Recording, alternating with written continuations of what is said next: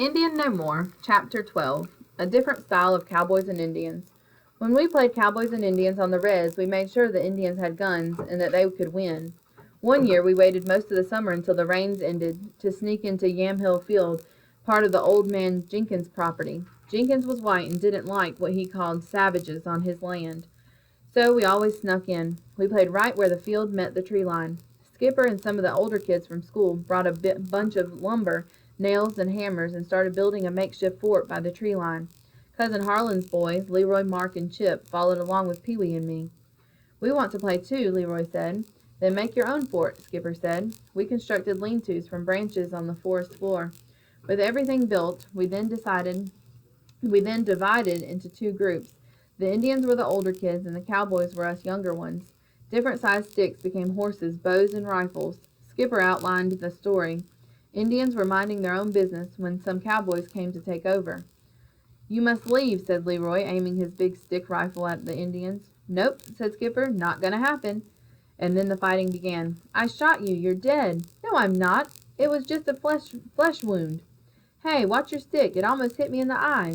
And on it went, the yelping, the hollering, the laughing, the bang-bang of rifles, the thwish-swoosh-thunk of bows, launching imaginary arrows, and hitting the cowboys.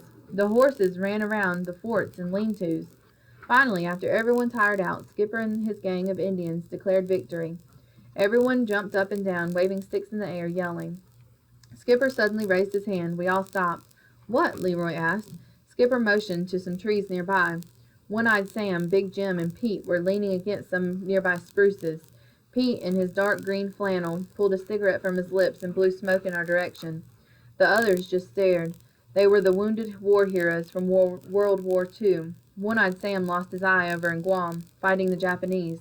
Big Jim came back with a crooked leg from the march in the Philippines. I couldn't remember what happened to Pete, but he had served on the USS South Dakota battleship. "Are we in trouble?" Leroy asked the men. "It was Skipper's idea." Skipper slugged him in the shoulder. We waited. Their silence scared us. "Nope," Pete said, putting the cigarette back to his lips. "You did good," One-Eyed Sam said, and signaled, "Let's go," to the others. As they moved back into the trees, Big Jim remained behind. "You fought a good fight," said Big Jim. "Just remember to take the fort with you before Jenkins finds it." Then they disappeared below the hill. Later that evening, I stood in front of our old wood stove and told Daddy, Mama, and Chich about the warrior's visit. Mama's concern was elsewhere. "You know Mr. Jenkins could have had you all arrested," she said. "How many times have I told you not to go there?" Daddy sipped his coffee. "Oh, Kate, I used to play there with Harlan. He never called the law. Threatened us, but never called. You never know, he might someday." While Mama and Daddy discussed the pros and cons of playing in the field, I sat on the floor next to Pee Wee. She added a deep blue puzzle piece to an ocean scene of palm trees and sand. Chich's sewing machine rumbled rhythmically in the corner. "I wonder why the warriors were watching us," Pee Wee asked. "They never said anything until we noticed them." Chich pulled out her scissors and began cutting stray threads from a pair of pants she was hemming for Daddy. "When I was your age and going to the old elementary school, some older warriors watched me and my cousins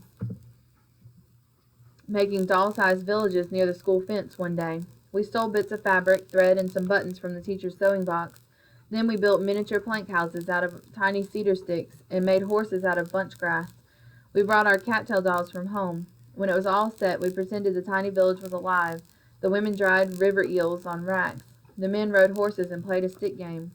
One recess, we came out and noticed the men stooping down behind the fence, staring at our village. They never said a word, but they were really having a look at it. The teacher started to walk over and shoo them away. She thought they would scare us, but my cousins and I begged her not to. We wanted them to look. "Why did you stop the teacher from chasing them away?" I asked. Chich smiled. "Because we knew why they were looking at our village." "You did?" said Pee Wee. "Yes, because it reminded them of our ancestors' stories, and how life used to be before the white men came and forced us to move." Back on the porch on 58th Place, sitting and remembering all this, I felt farther away from Grand Ronde than ever. I never lived on our res before the white settlers. I never knew what it was like to have horses and wear beaded headdresses, and I didn't live on the res now. I lived in a new neighborhood that didn't understand warriors and the history of my people. They didn't understand why my ancestors needed to win against the cowboys. This neighborhood only knew what was told to them in movies and television and history books. The Indians always lose.